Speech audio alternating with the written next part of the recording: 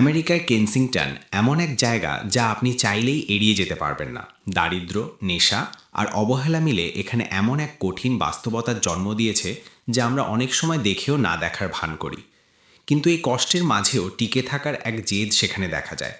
এই জেদ দেখা যায় মানুষের ছোট ছোট কাজের মাঝে। যখন কোনো অপরিচিত ব্যক্তি অন্যকে খাবার দেয়, সেবাকর্মীরা প্রতিদিন কাজ করতে আসে, কেউ হয়তো নিজের সামনের রাস্তাটা পরিষ্কার করছে, অথবা কেউ তার বন্ধুকে নেশা ছাড়াতে সাহায্য করছে। এগুলো হারের গল্প নয়, বরং চরম বিপদেও টিকে থাকার গল্প। সেই সব মানুষের গল্প যারা এখনও ভালো দিনের স্বপ্ন দেখেন।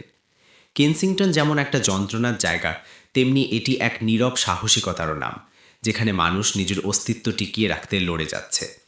আমাদের নীরবতা কি তাদের এই নরকে আটকে রাখছে না? গৃহহীনদের এই জীবন আমাদের চোখে আঙুল দিয়ে দেখিয়ে দেয় যে এসব কথা বলা কেবল জানার জন্য নয়, বরং আমাদের দায়িত্ববোধ জাগানোর জন্য।